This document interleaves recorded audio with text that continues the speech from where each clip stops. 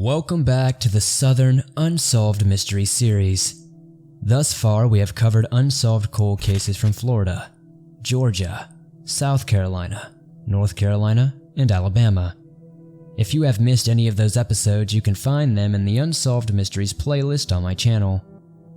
In this episode, we'll be covering some truly tragic and unfortunately unsolved cold cases from the state of Virginia. In this series, it is my goal to find lesser known and lesser covered cases and bring them to the light here in the swamp. As always, if you have a case that you would like me to check out, whether it be from the South or anywhere else in the world, be sure to leave a comment or submit any suggestions at swampdweller.net. Before I get into these cases though, I wanted to take a quick moment to say thank you to everyone who has supported this series so far. I am always amazed at the response you guys have to these cases. I really do appreciate how respectful everyone seems to be towards these tragedies. Thank you again. The Commonwealth of Virginia is a state full of history, being the focal point of the French and Indian War, the American Revolution, the Civil War, and even the Cold War, which was surprising to me as I did not know that before I looked into the state for this video. It is the 35th largest state in the country and boasts a population of around 8.6 million residents. Enough background though. Let us get into these tragic, unsolved cold cases from Virginia. Number 1. The case of Shane Ryan Donahue. This first story is a terribly sad one that comes from Nokesville, Virginia. Nokesville is an interesting town as it is a census-designated place, which is essentially a town used for population growth and development purposes by the government. This is a small town with about 1,400 residents calling the Prince William County settlement home. For this case, we need to jump back to March 22, 2010. Shane Donahue was living in Nokesville on the 12,000 block of Aiden Road. At the time, Shane was leaving his parents on the 14,000 block of Aiden Road. In the mid-afternoon of March 22, 2010, Shane was seen leaving his parents' home with a friend named Sean Hickerson. They had left in a Hickerson Brothers electric box truck. Before I go any further, the reason I call this case sad is not just because of the obvious tragedy that occurred, but I genuinely feel this case could be solved, but for whatever reason, it just has not been. Getting back on track, that day Shane had been paid $5,000 for work he had done. He had apparently paid Sean Hickerson $1,000 for the help he had provided. Sean Hickerson would end up being sent to prison for burglarizing 2 local gun shops. He is the last person known to have had contact with Shane Donahue.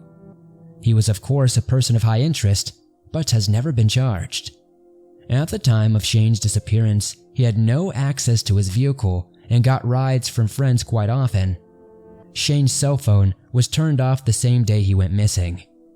Shane Donahue does have ties to Northern Virginia, Washington, D.C., and Maryland. Shane is a Caucasian male standing at around 5'11" and weighing roughly around 180 pounds. He was just 23 years old at the time of his disappearance, but would be about 34 now. Shane has brown hair, brown eyes, and wore eyeglasses most of the time. Shane was often called Bubba by his mother and has 2 siblings. Shane had dinner with his parents almost every night and called them every single day. Shane's mother Donna was not only battling breast cancer but was also dealing with colon cancer at the same time. It would be very uncharacteristic of Shane to simply just disappear. Shane had a loving family, but they have gone on record to mention Shane did have a bit of a bumpy past. Shane was convicted twice for possession of marijuana. He also had a roommate at one point who was busted for dealing drugs, and many think Shane may have been a low-level dealer of sorts himself. Personally, I'm not leaning toward a drug-related disappearance. During the investigation, officials found no trace of blood in his duplex. His parents paid for cadaver dogs and searches were made all over Nokesville. Nothing was ever found though. In April of 2013, police searched Shane's home again and emptied a septic tank, but nothing was found. There has been no activity on Shane's bank account and nothing from his phone. What truly happened to Shane Donahue? Do you think Sean Hickerson has something to do with it? Or at the very least has some sort of information? Did Shane just decide to skip town one day? Without evidence of what happened, we may never know. I just hope this case does not remain cold, as I really do think it can be solved. If you, or anyone you may know, have any information as to what happened to Shane Donahue, please contact Prince William County Police Department, 763-792-7279.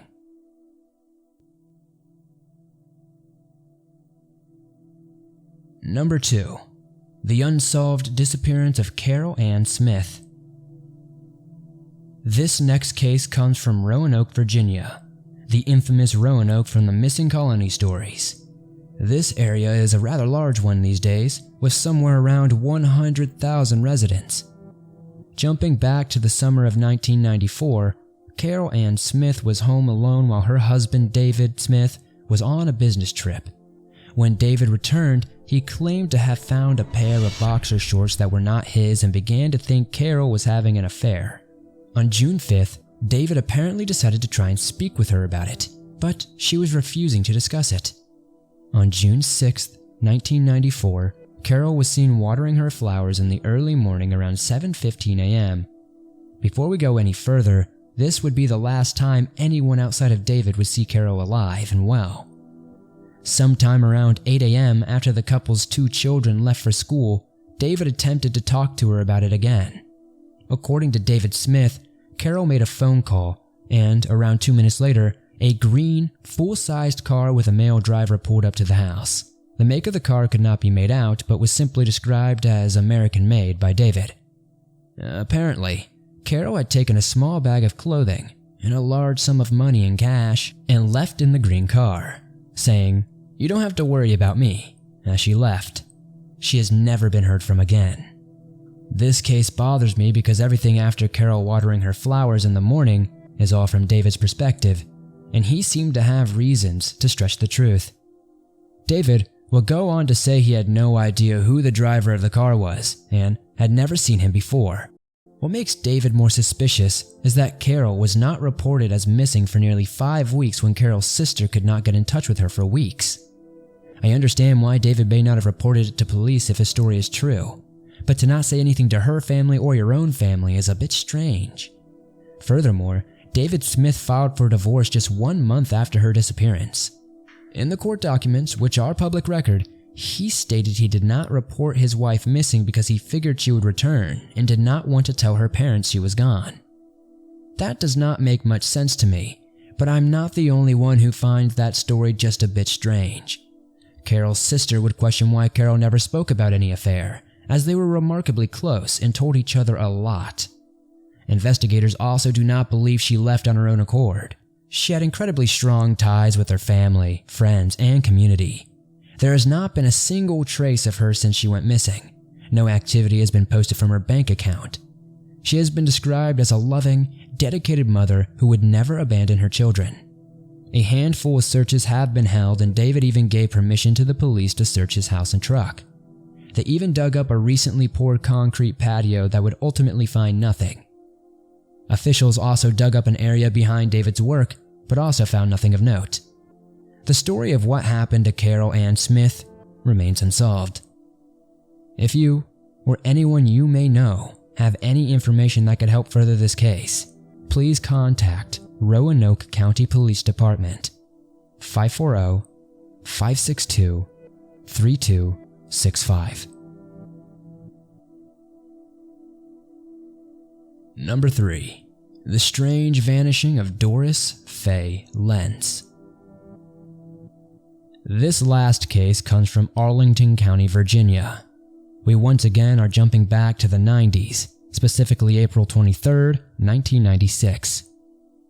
Doris Faye Lentz left her home around 7 p.m. as she was on her way to pick up her child from her recently estranged husband's home, J.E. Lentz.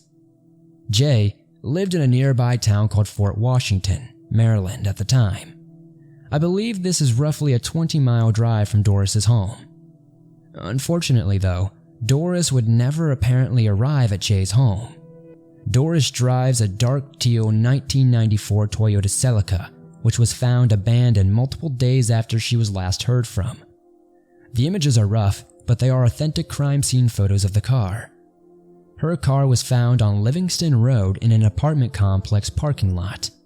This is a known area with high crime rates in Washington, D.C. The car was horrifyingly covered in blood. Doris's keys, credit cards, cash, and other valuables were all still inside. Her purse was also in full view for anyone to see. There was no sign of Doris, though.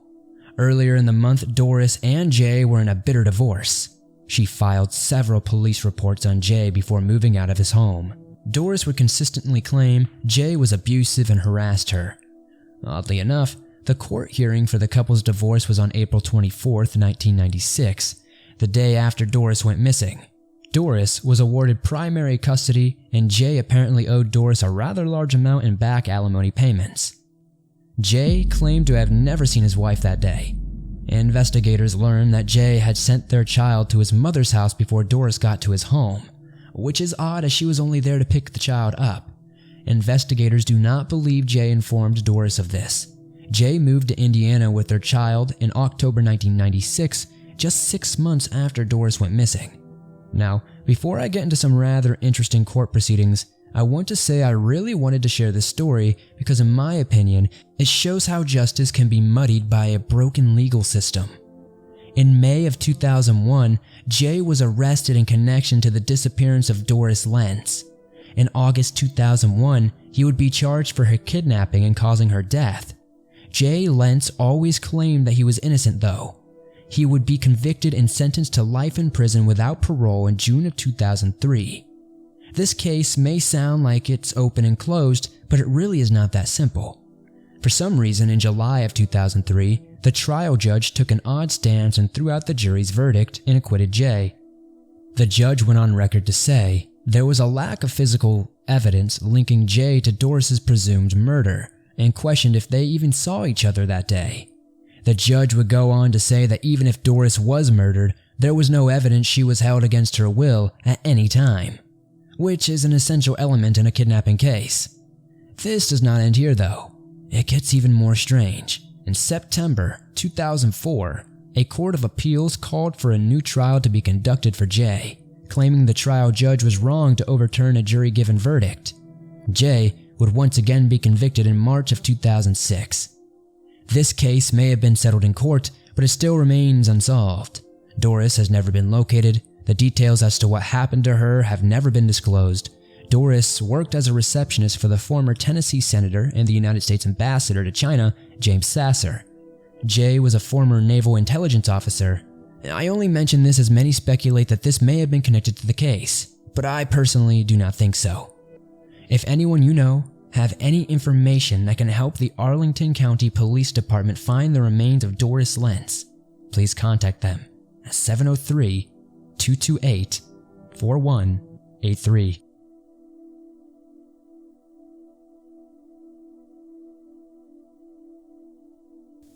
Thanks for tuning in to the most recent episode of the Southern Unsolved Mysteries series.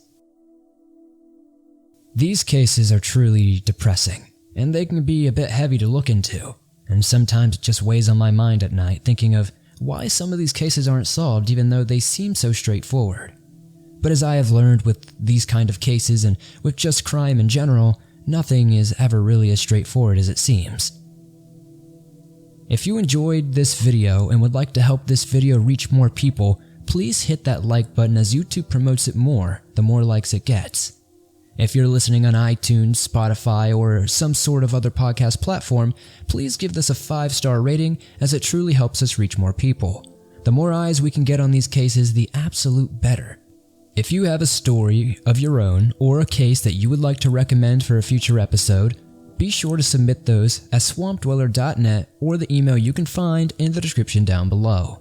If you're new to the swamp, why not join us? Hit that subscribe button and turn on notifications to never miss a new video, as I upload them almost every single day and all things natural and supernatural. I'd love to know in the comments down below what your thoughts were on these cases. I'd also love to know what other states you'd like to see me cover. I think next we're probably going to cover Kentucky. So if you have any Kentucky cases you'd like me to look into, comment them down below. I'd very much appreciate it. If you guys would like to support the channel outside of hitting that like button and subscribing, maybe check out the merch store. I've got t-shirts, face masks, hoodies, and much more. I'd love to see you wearing some cool swamp threads. If you're not aware, you can download your favorite scary stories from the swamp on iTunes, Spotify, Stitcher Radio, and pretty much everywhere else you find your favorite podcast absolutely free. Thank you guys, as always, for supporting the swamp the way you do. I'll see you soon with another creepy video.